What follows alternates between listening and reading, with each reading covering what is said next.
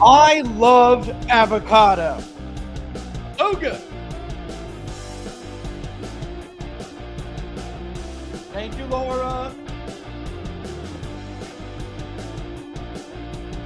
The superfood.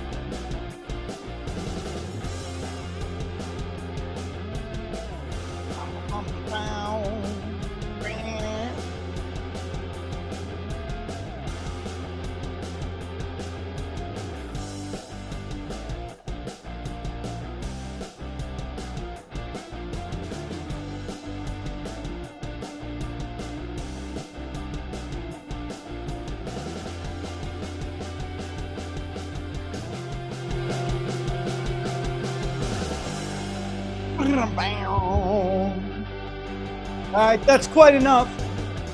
That's quite enough. Oh my goodness gracious. Welcome to Between the Numbers 2026.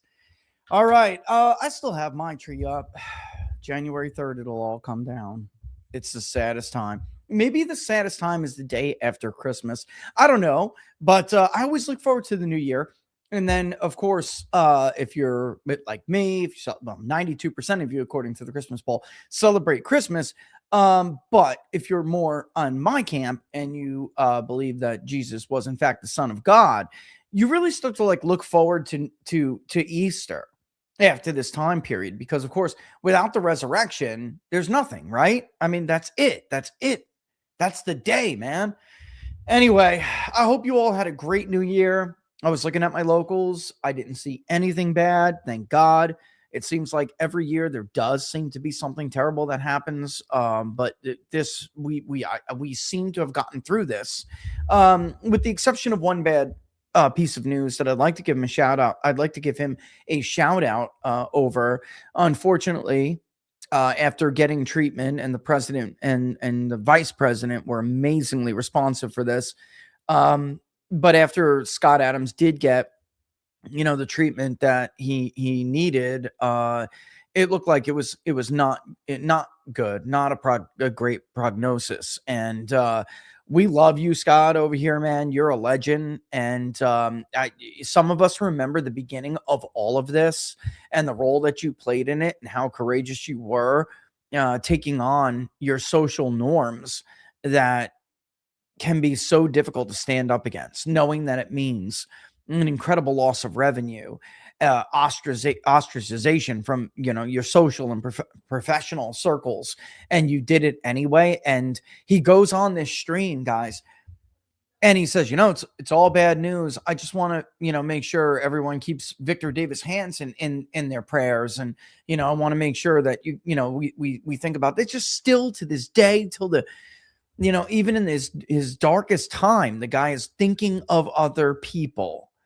And he's always been good.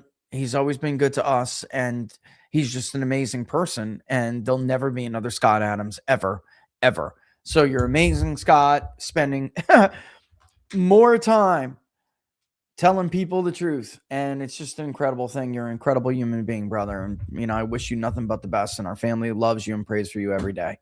All right. So with that in mind, we're moving on now to 2026. That's a new Christmas present from Laura. Every Christmas, Laura buys me more survivalist stuff, things that even I couldn't.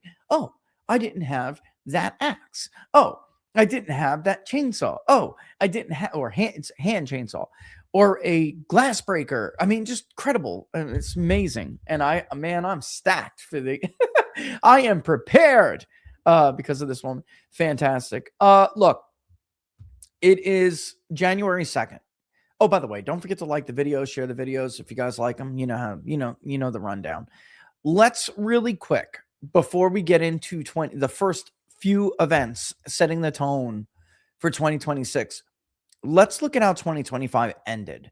And I put it out, and then I, wanted to go have holidays with my family, and we did not discuss it.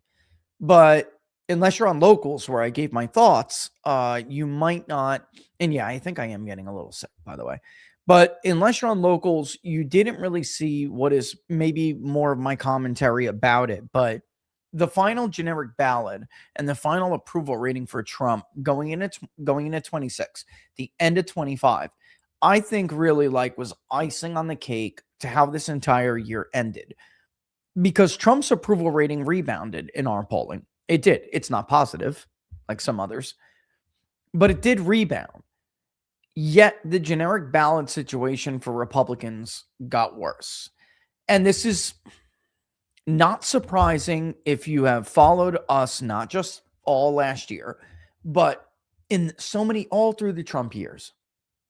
There have been this group, and you got to liken them to maybe the Ross Perot coalition of the early 90s going into 2000, which George W. Bush was able to put back together.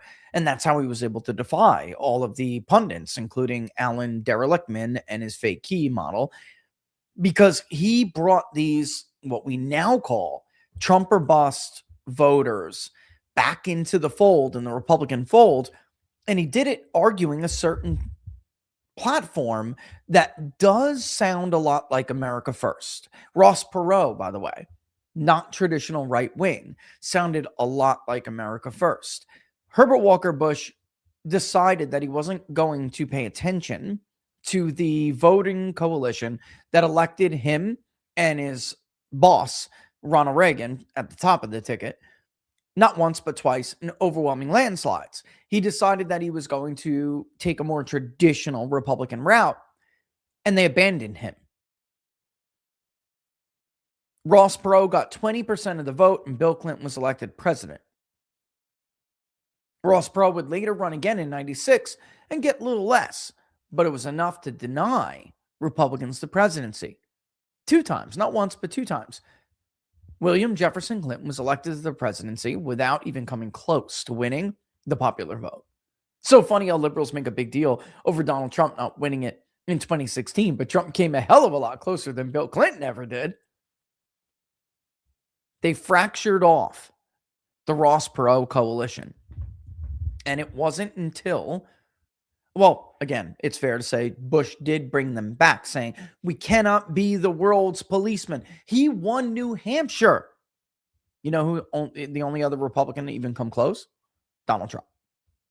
And it was an easier electorate for George W. Bush than it is for Donald Trump. George W. Bush did not have a bunch of liberal, educated, white transplants from Massachusetts going to the suburbs of Manchester and surrounding area. Donald Trump would have easily won New Hampshire at least 2 out of the 3 times that he's run if the electorate was the same electorate it was for George W. Bush, who lost it in 2004 after he abandoned those principles and he decided to return to the politics even worse than his daddy. Even his daddy resisted invading Iraq. In fact, his daddy's Secretary of State leaked an it was like an op-ed. It wasn't really an op-ed. It was well, I guess it was, because it was like opposition. I oppose my own son doing this on the eve of the invasion of Iraq in an effort to try to stop his son from making a mistake that he made. Of course, the neocons firmly are, at this point, already had their claws in W's administration. It was too late. But he lost New Hampshire, barely won re-election. Barely.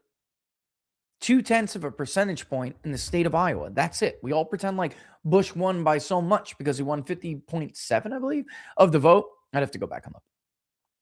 He barely won the Electoral College. Barely.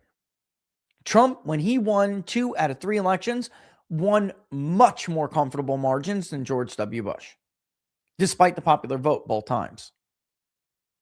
And there's a reason for that. That coalition doesn't care about other nations' expansionists' ambitions. They are domestic driven because they are the victims of bad globalist policy. Trump's approval rating rose at the end of the year, despite Republicans not benefiting at all from the generic ballot, because he did better with certain educated voters. You could see it clear as day. We are the most transparent pollster in this industry. We publish more detailed demographics than any other pollster. Go look and you will see it clear as day. Yet those same voters are voting for Democrats by an overwhelming margin. Republicans will not be able to count on them to vote for, despite what they may or may not think about Donald Trump. For instance, while Trump did better with voters who have a 4-year degree or more, even the advanced degree, Democrats are winning them 52.4 to 41.1 and 50 to 43.2. Donald Trump did much better with them. Here's the kicker as well. The high school or less demographic, which is Trump's very key, obviously. Republicans in general. Republicans are only winning them 50 to 41. They're even losing now the core of the Trump coalition because it's such a big percentage of the overall electorate. Some college associate degree, Democrats are now winning them 50 to 42. Trump won them overwhelmingly. Republicans are trailing among high school or less. They are trailing Trump support by a little over 6 points. And they are trailing among some college and associate by a little about 5. And by high school, by 4-year degree and more, it's even worse. These are voters who are saying, yeah, I like the dumb shit that Donald Trump is doing that he was not elected to do, but I'll never vote for a Republican. That's the reality. And if you watch the press release we put out, I just very simply said, if you don't know by now while Republicans are losing, I can't help you. I'm not going to sit here and beat a dead horse. A couple of us were even talking about, now that regime change appears to be back on the table again, a couple of us were saying, should we go back in? We polled it. I'm not wasting another dollar on this. Not unless you guys fund it. I'll do it if you want to. But I have been obviously floating most of the costs of the public polling project all year. I'm not wasting another dollar on this, guys. You know the answer to this. Our Trump administration focus, that tracker, should have been everything to everybody. But people just aren't hearing it. Let's look at where the numbers were as we went into this new year. Okay.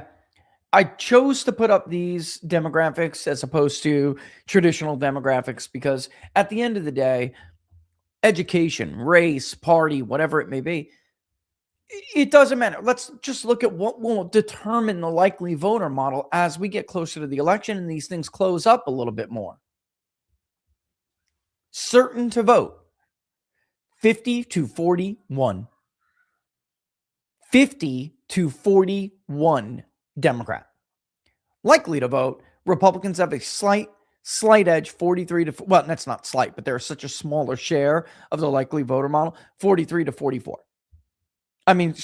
43 to 34. But that's a much, much smaller share of the entire population. Extremely enthusiastic. I don't know how many times. I feel like if you were watching the 2020, coverage that we did and all the polling we did there, we explained how, despite the fact that Biden had a much bigger lead in the registered voter sample, you could see from traditional indicators that tell you who has the energy and who doesn't, Donald Trump was actually going to do much, much better because the extremely enthusiastic number was lopsided as hell against Joe Biden. Well, in this case, it's 52 to 43. Again, Democrat plus 9. Even very enthusiastic, which is one tier below extremely. Then you get into moderately, slightly, not at all. But extremely is the one that counts the most. Very secondary, and I always look at it, it's noteworthy. But Democrats lead on both, 46 to 44. When you look with leaners, basically nothing changes. Certain to vote, 52-43. Likely to vote goes a little bit higher for Republicans, but Democrats jump too. They jump from 34 to 39, and Republicans jump from 43 to 49, benefiting Democrats more disproportionately. Extremely enthusiastic, 53 to 44. Still Democrat plus 9. Very enthusiastic, 49 to 47.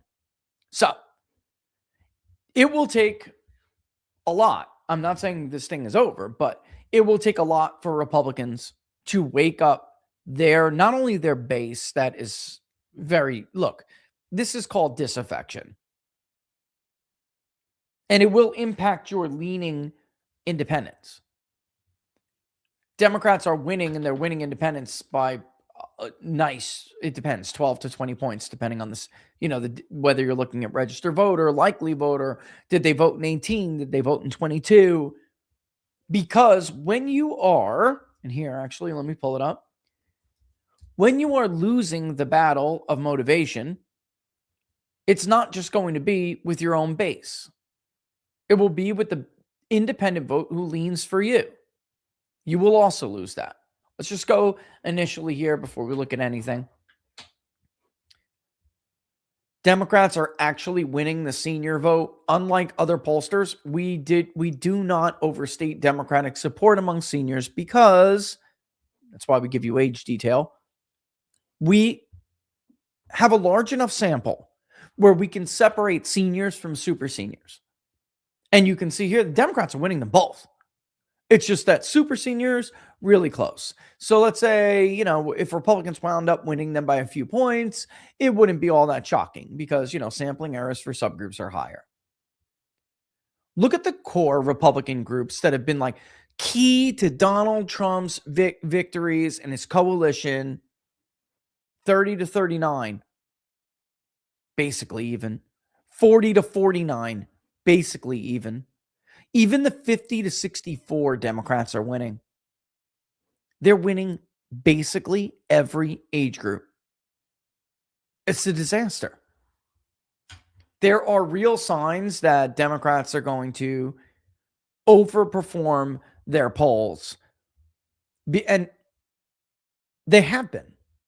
The truth is they actually have been overperforming, with the exception of a few races. And why is that? Well, see how Republicans are starting off the New Year's, all right? I just don't know why it's so hard for everybody to understand. This Ross Perot low prop coalition doesn't like two things. One, they don't like special interest groups at all. Two, and that could actually that could be a number of things. Big pharma, oligarchs, the idea of an oligarchy. They don't like this stuff. And then two is foreign nations. They feel like other people around the world are prioritized above themselves. So for Trump to do this first thing in the new year looks terrible. It's also strategically incredibly stupid, which I'll tell you in a second. If Iran shots and violently kills peaceful protesters, which is their custom, the United States of America will come to their rescue.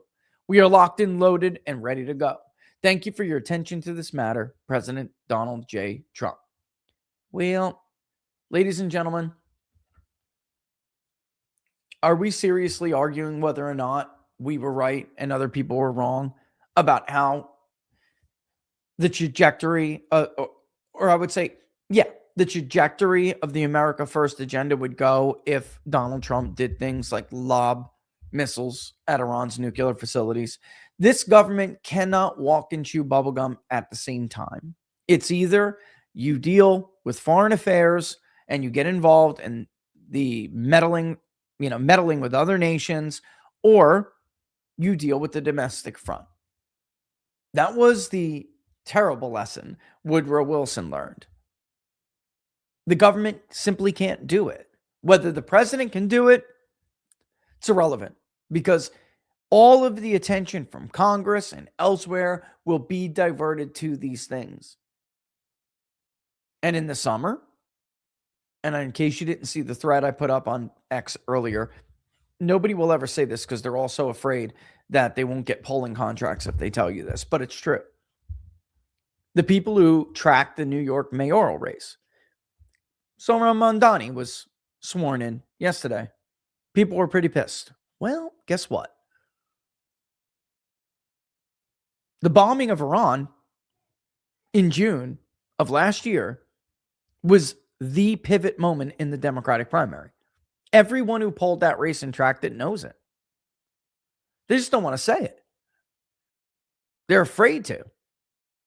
They're afraid to tell you that you have a socialist mayor of New York City because certain people got their way, and it completely reversed Cuomo's lead over the weekend. It did. Everybody knows it. They just don't want to say it because you just won't get hired for campaigns anymore. So sometimes it's easy to blame the other instead of looking in the mirror when you're thinking about who really does bear responsibility. Cuomo would have inched out Zohran Mamdani by a little bit in the primary if none of that ever happened. Secondly, let's just go back to what he said here. It is unwise, as I thought Republicans knew from the era of Obama with Syria. You remember the Syrian red line? Amazing how we forget about lessons when it's your party and you can twist yourself in an intellectual pretzel to avoid being consistent. The president of the United States should not draw red lines on social media like this. All you did was tell the CIA and Mossad how to back you in a corner. That's it. So now, and I'm not saying he has to go along with it, but now if Iran does start to kill protesters, which, by the way, if you missed the interview with Todd Wood on Bannon on War Room this morning, you should check it out. Todd knows a lot about that area. He knows a lot about resistance fighters, knows a lot about the regime, that and Ukraine, by the way. You know that it is like basically a given that Iran will kill some of these protesters. But even if they don't, there is no doubt that CIA and Mossad will oblige you if you put out something like that. And if they do, what's he supposed to do? He backed himself again into a corner. He repeatedly does this. He has repeatedly done it. Not just with this, but other issues. He's tying his own hands.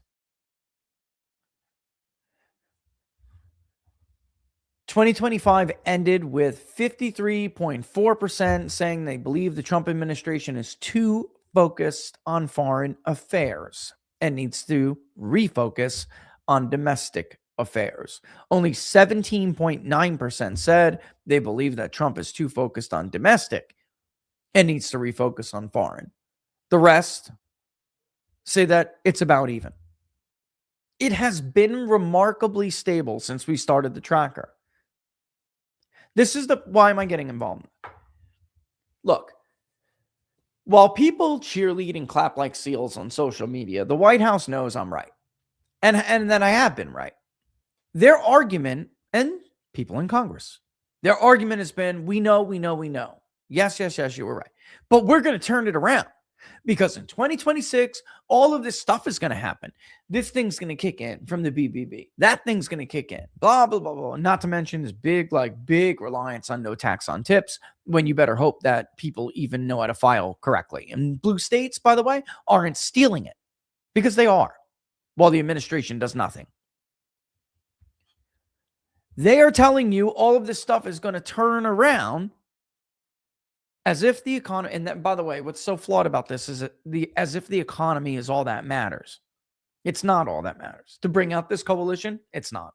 The economy was rip-roaring strong in November of 2018, and Republicans still lost the House. They got wiped out. It's not going to be enough. Accountability was huge. Whether or not people think that you're focused more on them than special interest and rich oligarchs in other nations, that stuff is going to be huge. That is what you need to get out the remainder of that coalition if you want to win. Or did you just concede the House already? Because you don't have to. You have the bigger coalition. You just have to do right by these people. Anyway, even if that argument was correct, and it's not, the argument that the economy is going to rip roar back and that's it, that's all we need. It's a false argument. It's an incorrect argument. It's factually wrong. But even if it was right, is the best thing to do to start off the new year to squander it? War squanders economic growth. Squanders it. This ain't the Great Depression anymore. This isn't Roosevelt's term. We're not mass converting car manufacturers into tank man. I mean, what the hell are you talking about? War makes the rich richer, diverts the attention of the government from the needs of the actual voter, the people, and the wealth gap gets bigger. There's all these people coming in and rewriting history now. Because I got to be honest with you guys, I'm a bit worried. See, my buddy's not around anymore. The last time that the Blob and, yes, whatever, Israel, which we'll talk about in a little bit, the last time they lobbied for regime change in Iran, my buddy was there to help stop it. He's not around anymore. He's dead. And here we have the Vice President of the United States telling the actual story, for people who don't know, telling the actual story in public multiple times, and yet people are still rewriting history with tales and fantasies of 4D chess and Trump knows this and Trump knows that. No, that's not what happened. Trump doesn't make decisions like that. Only idiots who are clapping seal fools believe that because they've never met the man. They've never watched the team operate and make decisions. They don't know what they're talking about. He doesn't make decisions like that. At the very last minute, greater action was diverted. Again, don't have to take my word for it. The vice president has told the story publicly.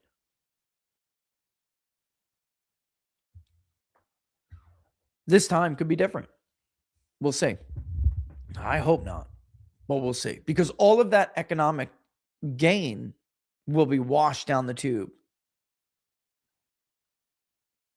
Everyone seems to have like a misunderstanding of how our government works. Big things suck all the oxygen out of the room. They, in fact, cannot walk and chew gum at the same time. They can't. They're not capable of doing that. They don't have the political spine or the political capital to do it. So it's either somebody lobbies on behalf of the interests of the American public, the American voter, and someone lobbies on the interest of foreigners or oligarchs, and somebody wins and somebody loses. That's the nature of this game. There is no scenario in which everyone wins and everyone gets what they want. That's bullshit. That is a fantasy. And right now you're losing badly. And they're laughing at you. Because, by the way, secret message with this and Trump. No, the message with Trump was just that post he put up on True Social was actually just to mock you. Well, he spent the new year with Benjamin Netanyahu. They were laughing at you. That's what they were really doing. All right. Speaking of which, let's move on. It's 4:31 already. Okay. What do I want to show first? Do I want to show the "I told you so" thing? Because like we're really out of time on the we're out of time on like this this is debatable, that's debatable. We're just so out of time on it. I really think it's important to go over this. Not that I care about this index, but I think that it's important to note that Mark and I were right. and that this thing is not going away. This generational change is not going away. And you may have seen some people sharing videos on social media, and it's basically, I don't even want to, Shlomo Kramer or whatever his name is. In fact, we could probably play that. You want to play? It's like an MSNBC interview, basically saying we're going to limit free speech. Then I'm going to tell you about conversations that I've had with people after our poll was released. People called and said, hey, what do I think? And I may forever regret what I said. I'll be honest with you guys. If I had more time to think about it, I probably would have answered differently. But I did by no means mean to give them the idea that it would be smart to buy up social media companies to limit free speech. So before we get into the Nation Brands Index, I just want to play this because this is direction they intend to go in order to try to change the perception. And I don't think it's the right move, but I will tell you in a bit about a conversation I had and why they're going in this direction. All right, so let's bring this up. Again, well-known billionaire. And of course, take this in its proper context. You have Bari Weiss be giving a blank check to reform CBS, and all she really is doing is making it she's limiting free speech. She's cutting out and gatekeeping. She's cutting out people from the debates. And I think it's very fair and clear to say. I think it's very fair to say, and it's very clear if you watch, that her litmus test or her standard is whether or not you support what Israel is doing in Gaza. If you do not, you're out of the conversation. Network. Shlomo Kramer, also one of the founders of Checkpoint, another big cyber company. Shlomo, it's great to have you here. Welcome. Thank you for having me. How is AI, cyber warfare, shaping geopolitics right now? So AI is going to revolutionize cyber warfare, revolutionizing cyber warfare from critical infrastructure to the fabric of society and politics, and undermining it, giving unfair advantage to authoritarian governments against democratic countries. First Amendment type of... That's already happening? That's already happening. You're seeing the polarization in countries that allow for the First Amendment and protect it, which is great. And I know it's difficult to hear, but it's time to limit the First Amendment in order to protect it. Okay, so let me just stop right. It's time to limit the First Amendment in order to protect it. Okay, that's basically everything the right argued against and ran against in 2024. Everything. The only difference between this and Joe Biden's Ministry of Truth is that in this case, it won't be a government funded by taxpayers who are deciding what is and what isn't acceptable free speech. It will be billionaire oligarchs from foreign nations, which I don't know which is more terrifying. I don't like government. It's deeply corrupt. It's untrustworthy. It's corruptible. It's dangerous. But that's even worse because at least the people working for my government are my citizens. There's both bad. They're both are bad. Neither are good. But this is terrifying. Which brings me to tell you about a conversation I had with certain people that I have not disclosed until now. I have talked with on this issue after this poll came out. Let me show you. Let me bring it up. Go to the blog. Press releases. We polled a lot this past year. Okay. After this poll came out, I was bombarded by a bunch of people, including supporters of Bari Weiss, people who know Bari, who advised me they thought I should contact her to see if I wanted to be a part of whatever she's doing at CBS. And they pitched an idea. One thing I'm not even going to get into that. Also, and when you get a series of calls that it's connected, that it's not just like random folks. You know that somebody had said, hey, why don't a couple of us give this guy a call? It always works this way. And another was from a bunch of national security people, including people on the National Security Council. And they were all very interested in why these numbers came out the way they did and how much influence I believed TikTok had on what they all uniformly believed was a rise in anti-Semitism. And I explained to them that you are making a huge mistake concluding, because they don't agree with you, that these people are anti-Semites. And in fact, is why I chose to showcase a lot of the America First demographics. If you go down to America First, the bottom line is the policy in Gaza is what drove the negative perceptions of Israel from the summer on, coupled with, if you're American and you're a young MAGA in America, coupled with a sentiment, a feeling that Bibi and his government decided that your needs were not as important as theirs, and that Bibi used you. And he took your vote, he took your good graces, he took your generosity, and he said, go f yourself. We're now taking your presidency and we're diverting it to our own needs. And explain to them that once upon a time, you could have Bibi Netanyahu go on Fox News and his ministers go on Fox News and bullshit the Republican voter, but those days are gone because they can see with their own two eyes what is going on in Gaza. And for those who don't know, we asked, if you're watching this for the first time, I can see pretty high viewership right now. If you're watching this for the first time, we asked people whether or not they believe what was going on in Gaza amounted to a genocide. 53-29, young America First, 18 to 29, said they believed it is a genocide. What did they take from that? We're going to have to buy TikTok. So, and I really wish I knew where this was going to go. I would have stated other things. Why? Like, gone are the days that Bibi can go on Fox News and bullshit boomers. Like, that's it. Like, those days are over. And by the way, even if you move to suppress free speech, it's still not going to help you because it's not. This is now systemic. It's in the age signal. It's not going to change, which is what Mark Mitchell, Rasmussen, and I had tried to explain to people. If you actually do care about Israel, then you're not going to go down this road. It's the wrong road to go down.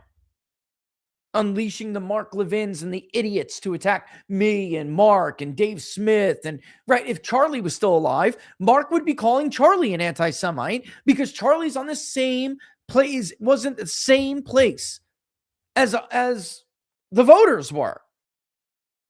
He knew what he heard from his own constituency. He was in the same place. And it was browbeating only works, guys, if you are in the majority and you're just trying to browbeat a small minority, dissident group of dissidents, like, then it works. Then it works.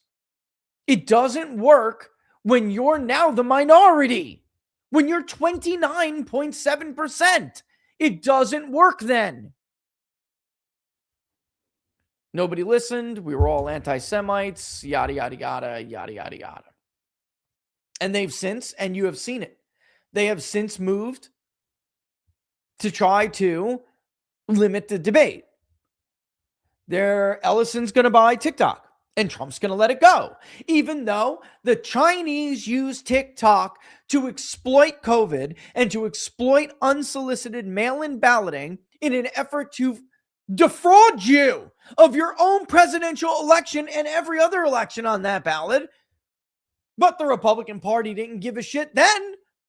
They only care now because now TikTok has been labeled the perpetrator, the cause of why Israel's popularity is plummeting in the West. It's TikTok's fault. Them stealing your presidency wasn't enough, but this is enough. Oh my God. And you wonder why voters aren't coming out to vote for you? You have got to be kidding me. You're corrupt. You're all corrupt. And you're all a disgusting, disgusting disgrace and betrayal and disappointment to the American voter. That's why you're losing. It's not hard. Moving on. Why did I bring that up? Because, again, the warnings went unheeded. And this is the saddest part about this. even though I've been told by multiple people, you need to stop advocating for the Israeli population. They're in charge of their own government, just like you're in charge of your own government. I get that. But Israel's a parliamentary system. And it's not like Benjamin Netanyahu is winning with overwhelming majorities or Likud is winning with overwhelming majorities. It wasn't that long ago where 71% of the Israeli population said that Netanyahu was illegitimate and needed to resign. But I get what they're saying. I just don't believe in like labeling everyone with the guilt of others, like, you know, ascribing, you know what I'm saying, right? So anyway, this comes up every year. It is and it's done by Ipsos. So like, you know, take it with a grain, but I'm going to tell you in a second why I think it's important. The 2025 Nation Brand Index, Israel's ranked last again. It's the second consecutive year. That's not the headline. The headline is the historic drop. No nation has seen a drop of this size in the entire multi-decade history of the survey and what it's being driven by. All right. So we can go on. It's the steepest annual decline since the index was established nearly 2 decades ago. Here's the kicker. The methodology, the index evaluates national reputation across 6 perception-based dimensions. That is tourism, people, culture, immigration, exports, and governance. In other words, if you look at the questionnaire, which is available to, and I think I could actually get it for you guys, but it's available to subscribers and people who get it. It's only one of the, they call it dimensions. We would have called it like a sub indicator, like we do for the Registered Voter Economic Confidence Index. But you're talking about one that deals with governance, and the rest deal with other things that really are a reflection of the Israeli people. And the main problem here is, despite all this, what the hell is that? God, who gives a shit about Leonardo DiCaprio's love life? I don't want to see that shit. Anyway, make a very long story short. The Israeli people are now beginning to suffer as a result of the Israeli government. Okay, so criticisms of the state of Israel have, for the most part, been limited to the government's actions. And we have always long understood that the government doesn't usually have this overwhelming mandate or majority. All right. People are done with that now, especially in the West. And let me just go look. I mean, 6.1% decline. It's a huge survey. It is a big deal. All right. It is significant. But this is the big kicker. This is the warnings of Mark Mitchell and I not being heeded. Gen Z respondents perceive Israel as illegitimate.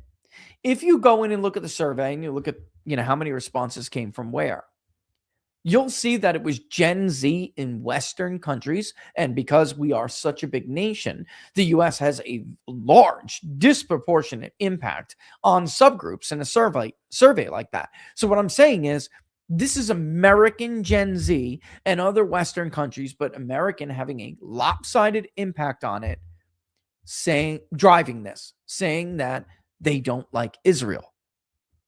And yet we have a government that appears to be allowing this dislike nation to drive the conversation, when we should have been spending the first 48 hours of the new year talking about better than expected jobs reports, all of the things the president has, you know, hopes will come to fruition this year because of the big, beautiful bill, and on and on and on and on. And instead, we didn't. Instead, because Benjamin Netanyahu came to Mar-a-Lago and lobbied Donald Trump for regime change again because he didn't get it when Charlie was still alive, this is what has sucked all the oxygen out of the room. It is a very, very bad start to 26. If your hope is to rekindle, to relight the flame that is, that drove and fueled the Trump coalition, that heated it up, that got it, all fired up and ready to go, this is not the way to do it. It's a very bad start. The most pronounced deterioration was recorded among Generation Z respondents, particularly in Western countries, where Israel ranked last and was widely perceived as a colonial or illegitimate state. Researchers noted that distinctions between Israeli government policy and the diversity of views within Israeli society have largely disappeared in global perception. You fucked them. You fucked them. You didn't listen, and exactly what we said was going to happen has now happened. I don't know how you fix that. I don't know where they go. And this is why, if you're like, when I look at this stuff, it kind of explains to me the insanity, right? Like the irrational, very much paranoid-like behavior of like the Mark Levins, right? The Ben Shapiros. They know their asses are cooked. They do. They know they are. So they're thinking, well, what are you doing? You're just going to go crazy and try to have Trump eliminate everybody, all your enemies? Like, instead of just trying to rebuild bridges? Like, this is insane to me. But it's the only way it makes sense to me, is that they do know they've lost this public relations battle. And instead, they intend to cause a lot of pain and violence and suffering, like whatever it has to be to make them feel safe. And here's the kicker out of all of this. You're supposed to be Americans. You're supposed to care about the plight of your own fellow citizens. This never had to go this way. In truth, and this was our suggestion, they didn't take it. All that crowd had to do, and all Bibi, I understand Bibi's under political pressure. I understand what he's doing. I know what he's doing. He is trying to survive. All he had to do was shut up for 1 year. If they never did what they did in the spring and summer, if that never happened, and the administration stayed laser focused on America first, by the ringing in of the new year in 2026, Donald Trump would have been so popular with his own base and with all of the independents that he had and has lost since then. He'd still be so popular with younger voters. He would have just been able to hit cruise control, and Bibi could have gotten whatever the hell he wanted, because nobody would have cared if Trump would have addressed their needs first and not been diverted like this. Israel's image wouldn't have been so bad. Their reputation wouldn't have been so tarnished. They wouldn't have had to deal now with what is, again, I'll say this again, like they have like boomer Republicans and that's it. And older and that's it. They have nobody else now. They lost everybody on the left. And now they've even lost people on the right who are under the age of 50. Was it worth it? All you had to do was let the American public have their own presidency for once.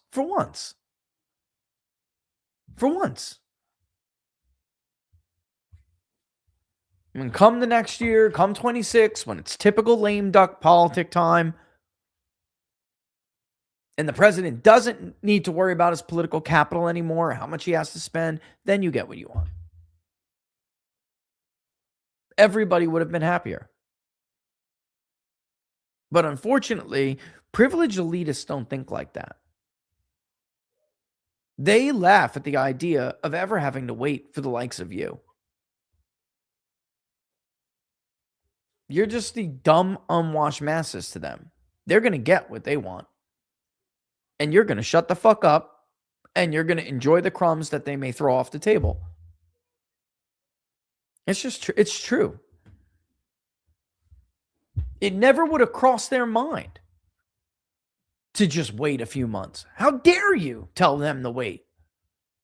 You don't have any idea how much money Miriam Adelson gave Donald Trump. How dare you tell them to wait? They don't wait. You wait. 50% of 2.5%. Actually, it's not even true. It's more like 30% of 2.5%. You wait on them and all the rest of the oligarchs. You're just 70 plus million people. Shut the fuck up. And now look at you, wondering why Republicans won't come out and vote. What a joke. What a joke. By the way, the supermajority in the Iowa Senate is gone. I know a whole lot of people didn't cover that. I was too busy enjoying my time with my family. I'm not going to lie. I found that to be more important than beating a dead horse with dumb Republicans who never learn. The supermajority in the Iowa Senate is gone now because Republicans lost seats they never should have lost. R+11 state. Matter of fact, let's take a look at the voter file. It actually is probably, it might be more than that now. I haven't looked at Iowa in so long. Let's see, shall we? Let's run a query here. Can I show you guys this? Is this like legal? I think it's legal. Individual demos, area selections. Wait a minute. Hold on. I just want to make sure I'm not showing any personal information. I'll show it to you. Should never have lost it. But again, like I said before, in 2018, despite what people think, in 2018, Iowa shifted hardcore to the left because Iowa is not a Republican state, despite how many registrations they have. Iowa is a Trump-like. It's an America First, very much populist state. Yeah, it's like it's close to R+10, R+11. Can I show this? Yeah, I don't see why not. All right, here we go.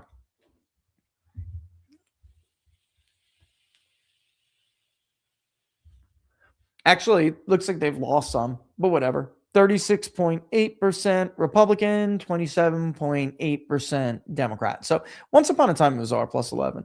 But a lot of those nonpartisans, which are 34.53, if you want to do the hundreds, 34.53, they used to lean to the right, but they're voting to the left now pretty heavily. Now, it was a low turnout election, but it doesn't matter because when we poll them, we can see that they're shifting to the left. It's exactly what I told people would happen. This happened in 18. Ohio also, by the way, is not a red state. It is a Trumplican state. It's an illusion that you think it's right wing. It's not. All the way from the northeastern part of the state, wrapping around the Ohio River Valley, down to parts of the Southwest, but right before Vance's hometown. That is all Pivot County area. Those are ancestral voting Democrats who have been voting Republican under the Trump era, and not even consistently. In Iowa, white as hell, has the largest number of pivot counties in the entire country for a reason. 31 pivot counties that voted for Barack Obama and Donald Trump. 31, more than any other state in the country. What do they have in common? Populism. Populism.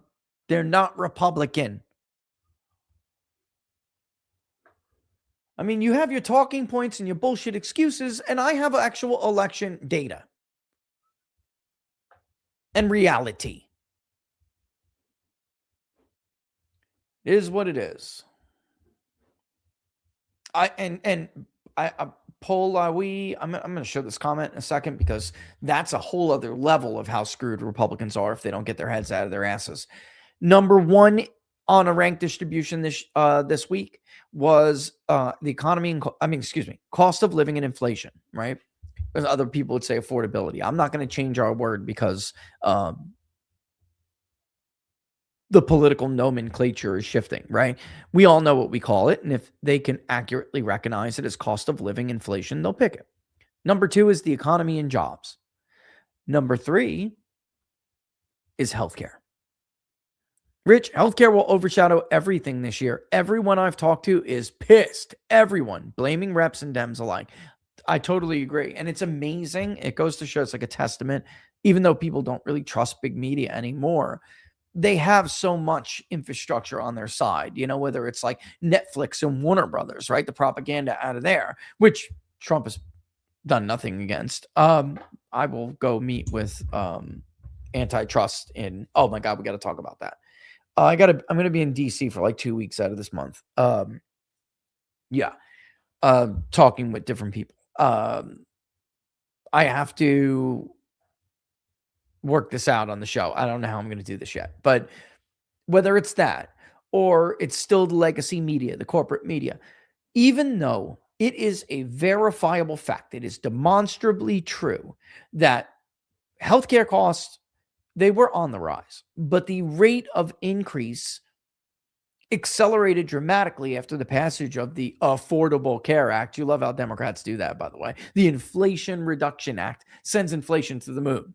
The Affordable Care Act makes healthcare less affordable than ever. But yet Republicans still do bear more of the blame, even though they blame both. They do. You're right. Republicans still bear more of the blame, and Democrats are more trusted to handle the issue of healthcare by a much bigger margin again. I remember when we were polling 24, we would say, who do you trust to handle these issues more? Republicans, Democrats, Trump, Harris. And Trump had healthcare even. And now it's blown back up 20 points. It's going to be, I have never polled an election cycle when healthcare was in the top 3 when Republicans won. Except for, I think it was like 2014 when they thought they had like promised to repeal Obamacare and they thought they were going to repeal it, and they did. But definitely not when voters said they trust Democrats to handle it more, and it's also in the top 3. Number 4 is Epstein and accountability. So bad. That's so bad. It just came out of nowhere. Not. Only if you weren't paying attention. It was a proxy. It was a proxy issue. Let's go to locals real quick. Dread Robert. Oof. A lot on your mind, huh? I get it. Republicans in Congress have been terrible, so I would think they have a huge influence on the average voter. Trump is not the party to most people. I don't know this is not the start. I don't know this is not the starting point. I get what you're saying. And yeah, exactly. Like this is what Robert, it's like people don't understand. Even when Trump's approval ticks higher, it doesn't mean it's going to benefit them. While Trump has been president, has there been reason to think voters see him as synonymous with the GOP? Exactly. It was always their primary mission, their primary goal in 2025 was always to convince the voter that they are like Trump. They're collectively America first. That was always the primary mission, and they failed at it. Failed at it spectacularly. Also, by the way, one of the other things is the return of the high propensity Black Democrat. So every pollster I know has been seeing this too. Black Democrats have been shooting up with certainty and enthusiasm to vote, and it's just crushing the margins again. It's winding the margins back out to like pre-Trump levels where Republicans just don't win any of the Black vote. And part of it is because some have switched back, but most of it is that the Black voter that wanted to give Trump and Republicans a chance, they're not convinced. So they're probably just not going to vote. And then coupled with a decline in the MAGA Hispanic voter. So they're not disappearing. It's not a response bias. They are saying they're not voting. Period. End of story. So they're screened out of the voter sample. You guys remember when we used to look up MAGA identification by race? Well, we used to see that Hispanics were like the most MAGA racial demographic. So if out of all of the people who identified as America first, Hispanics would be in the 60s, right? Close to 70s. If whites were in the 60s, they'd be in the 70s. It was way higher among Hispanics than it was among whites. They're gone. They're not voting. So, like, this is going to get bad. This means, like, Republicans are going to fall back into the 30s with Hispanics. They're going to fall back into, like, the 7% range with black voters. Like, this is a nightmare. This is everything that everything they worked for, they've squandered. And I think, look, 40% of the white vote, if that happens, just doesn't, keeping Democrats at 40% of the white vote is just not good enough. A 52-40 margin. It's not good enough. They have control of info for years. Remember, they moved to control TikTok during Trump 1.0. The same people blame speculators for government mistakes in currency. The establishment believed this. You can see it in Bipartisan during the global pandemic. These people are snakes, free speech for them and not for the public. Oh, yeah, 100%. Absolutely.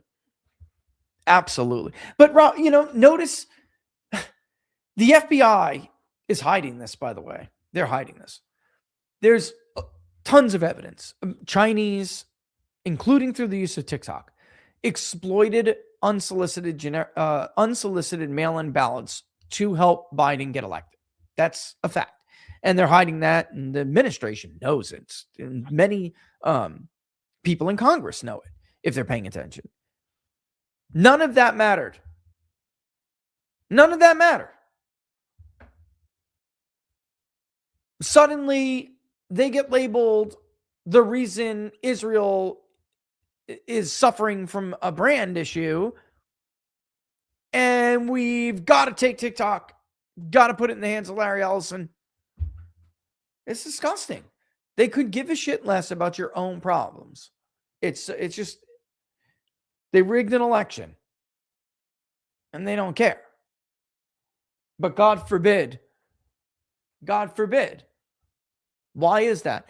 Because nobody's donating to these people who care about that stuff. Like rigging an election, there's no big donors giving all of these members of Congress, or Trump for that matter, money because they care about rigged elections or because they're trying to save the republic.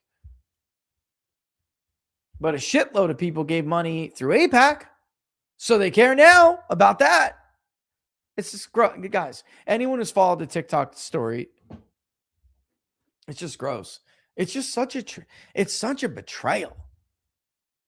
And it's like, how dare you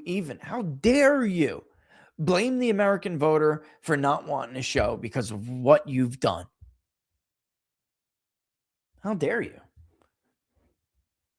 Evidence indicates we are not in control of our government in the USA. Who is telling you differently? Yeah, I mean, I think it's real clear now. But it doesn't even matter what I think. It's clear to the voter now. And that's the real issue. It's clear to the voter.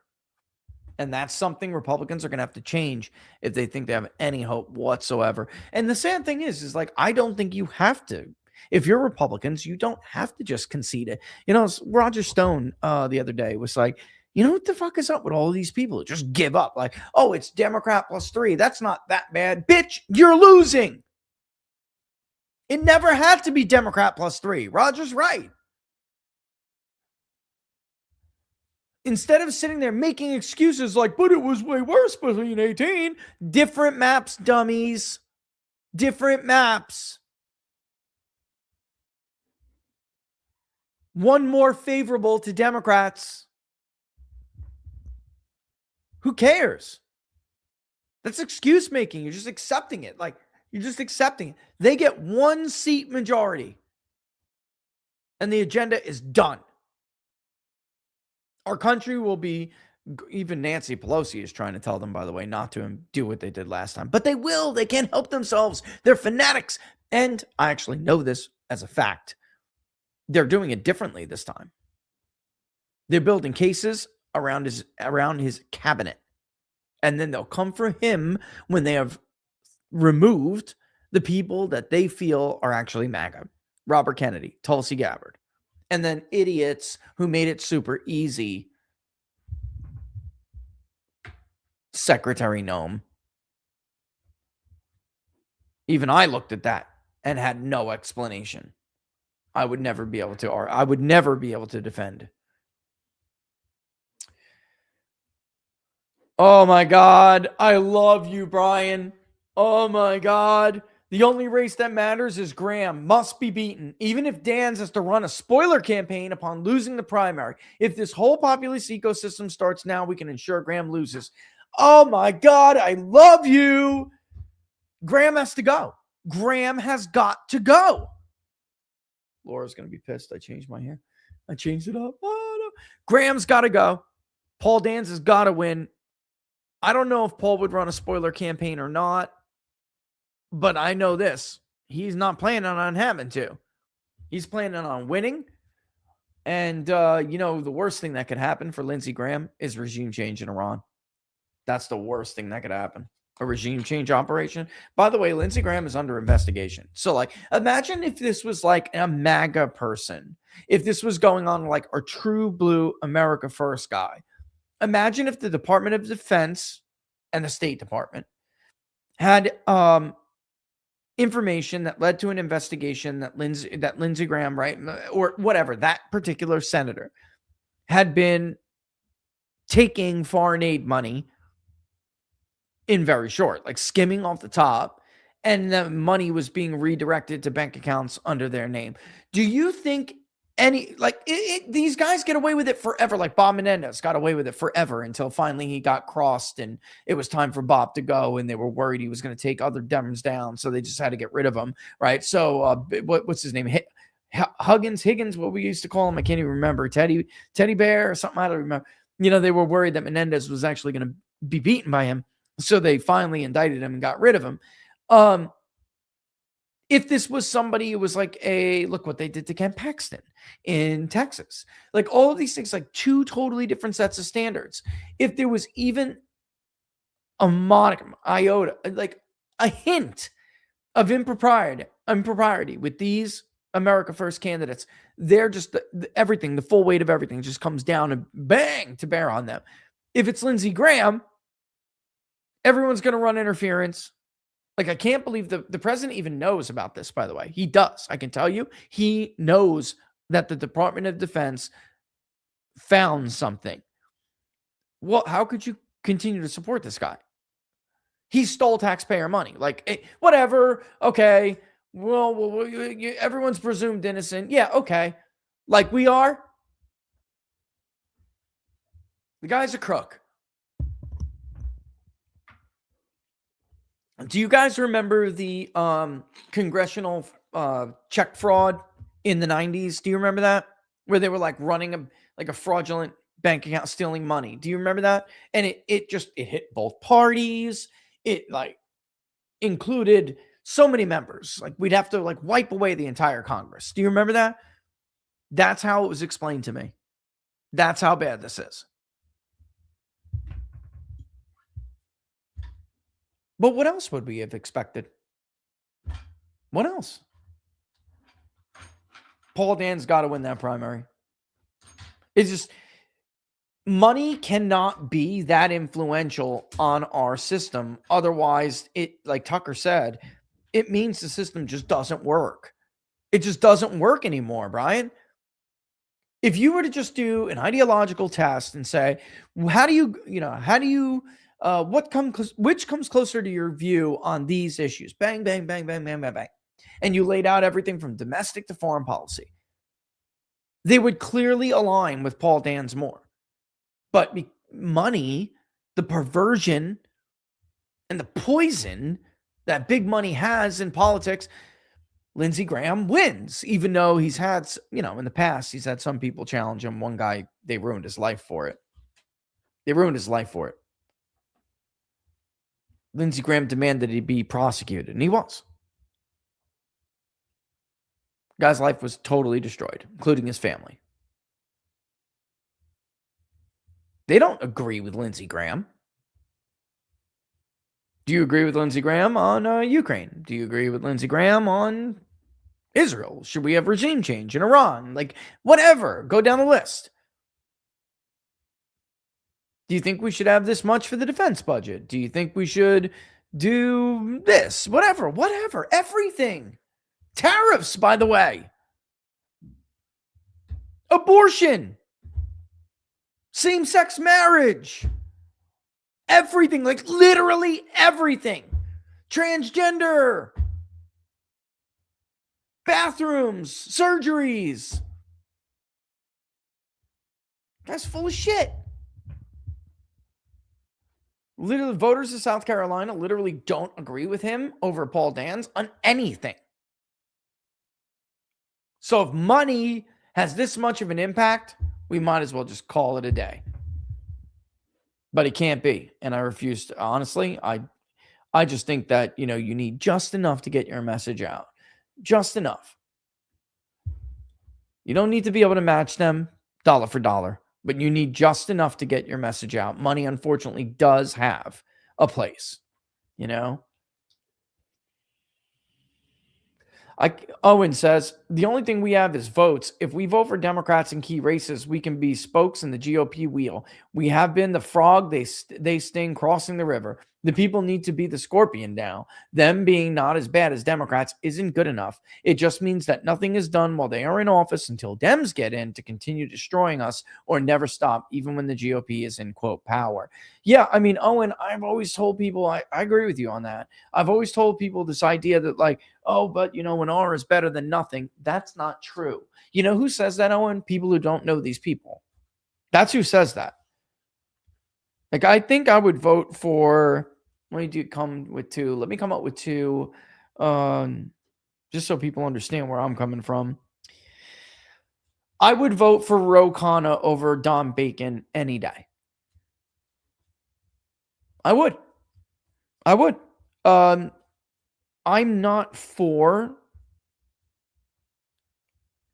I just the death is too much. The unjust war is too much for me anymore, Owen. Like, some things are just, more important than whether or not he voted on a bill to cut spending in this program. Like, these people fund death at ungodly levels. Like, it's just not for me anymore. It's just not. I can't do it. I'm like halfway through my life. I got to go see my maker soon. I can't play around like this no more. Can't do it. Dead kids are dead kids. Doesn't matter whether they're Ukrainian, they're Russian, they're Palestinian, they're Israeli. That shit's going to weigh on my neck like a fucking anchor. I ain't doing it. Dead kids are dead kids. I'll vote for Ro Khanna in a heartbeat over Bacon. Who's a crook, by the way? Hope the DOD doesn't check your bank records, homie. Woo. Another scumbag. Tom Emmer. He was just lecturing you a few years ago about how if you oppose these Somali communities, then you were racist. Now all of a sudden he's a fucking warrior? It's so dishonest.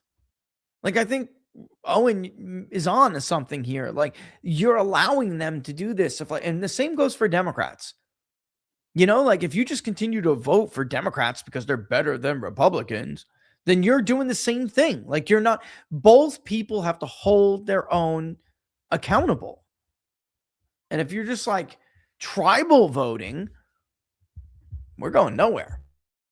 True. We're going somewhere. It's just it's not a great place.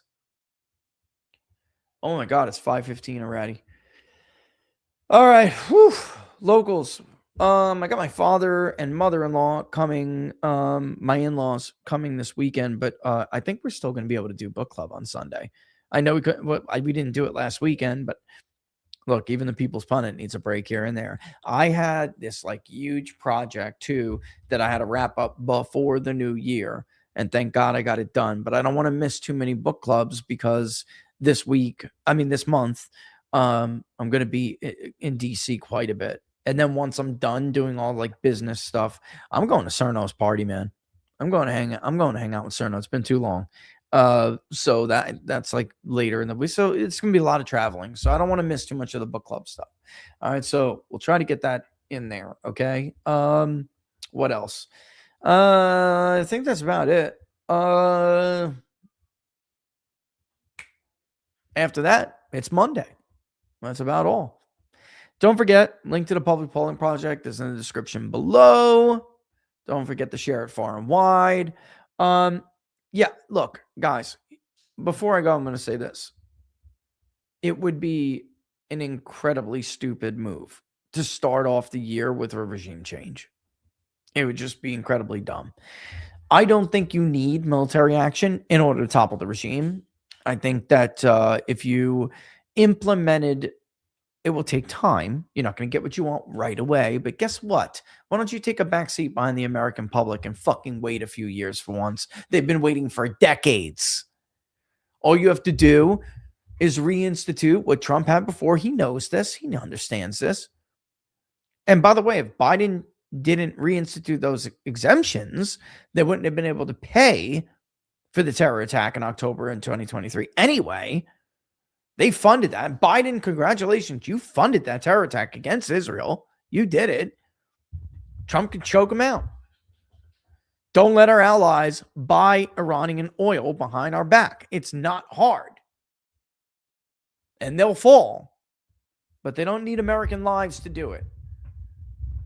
And before you are so willing to expend, because, oh, Rich, it's just bombing. Yeah, guess what? Stealth bombers get shot down too. People, man, none of these people who have ever volunteered to fight or have any idea what it's like sure have a lot to say. Fat Mark Levin, old curmudgeon, screaming into the microphone for every fucking regime change war in the last 40 years. And the fat, stupid son of a bitch has never attempted to fight on his own. It's just so nice to be, well, I'm an academic. I'm exempt. You're not an academic. You write fictional books, bitch, and sit behind your microphone while other people's kids fucking die for your stupid fucking wars. How many Ukrainians bled out? They bloodlet that entire country because Baldy the fucking retard thought it was really smart to have a simpleton, senile president wage war against a great power through a proxy like in Ukraine. What kind of a moron out of one side of his mouth says, the president's senile, and out of the other side of his mouth says, yeah, let's wage a war on another country. One that just so happens to have most stockpile of nuclear weapons on planet Earth. Like, you have got to be a retard of the highest order to think that. I can't even go through. I'm not going down that route. By the way, notice this unknown thing he does with everybody? Like, I'm an unknown. Dave Smith's an unknown. Does that like make him feel like a man or something? Because he's not a man in any other, sense of the word or definition of the word. He like uses like a pathology or something. I'm more known. Not for long, brah. If you ever were, with your fake ass followers that are all dead. That's been the whole issue with I'll leave with this. It's been the whole entire issue with the right.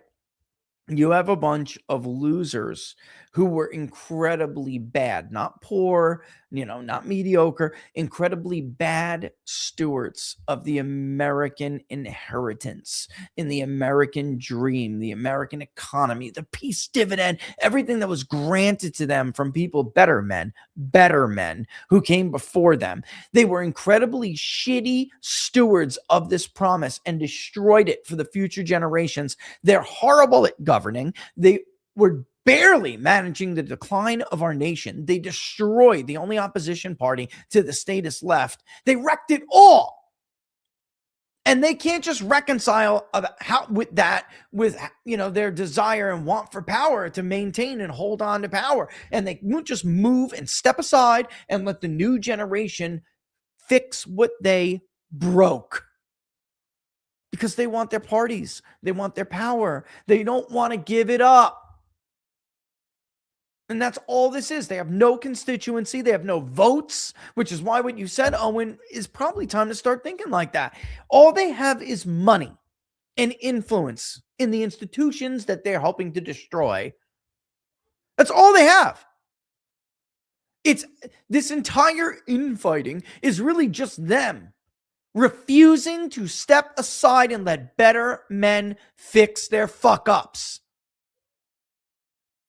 before it's too late. They don't even care about their own grandchildren. The most disgusting, despicable group in a subgroup of a generation in the history of the country. Hands down, they are.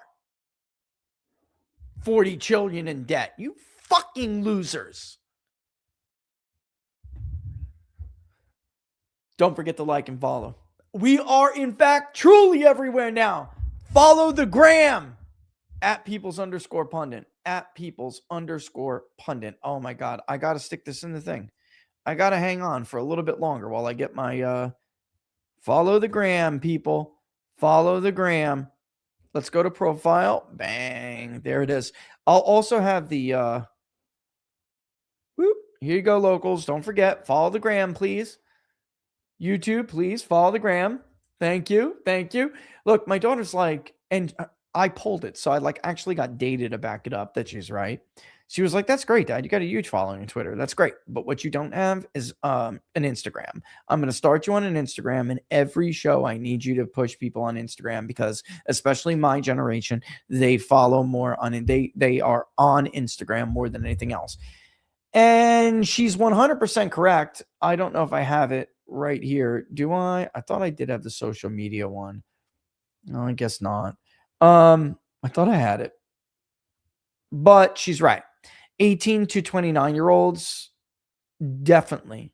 I mean, it's not even close. They're on Instagram. YouTube, they are as well. But I think like shorts are getting, like short clips and that kind of a content is just more conducive to them. So, oh my God. Wait. Oh, dude, it was disgusting. Listen, somebody who was at the thing, somebody who spent last day in a couple days in Mar-a-Lago, just texted me this because they're listening. And he said, he was like, yo, you had to hear BB talk privately about TikTok. I got Antichrist vibes. Oh, yeah. They're so happy the Ellisons are getting TikTok. He's so happy. It's like the Lifetime Achievement Award. It's disgusting. It's disgusting. Oh, God. And thank you, Dylan. Thank you, everybody who followed on the gram. I'm pathetic. I'm used to having like a pretty decent following across all platforms, but I'm sitting there with like 200 followers. 244. I'll have to do it. Everyone said just follow a bunch of people and people follow back, but I don't know. We'll see. All right. I appreciate it. I got to send it out on Twitter more too. Twitter. You know, I think when I put out poll results, like snaps of poll results or something like that, I'll like slap the QR code on there and that'll do it. All right. Well, I'm going to go have a cup of tea, I think, because God, I hope I don't get sick. Teleprompter. What? Is a teleprompter now? Wow. Things are moving along over here. That's actually really cool. I'll never use it though. I don't use a teleprompter. I'm a flyby guy.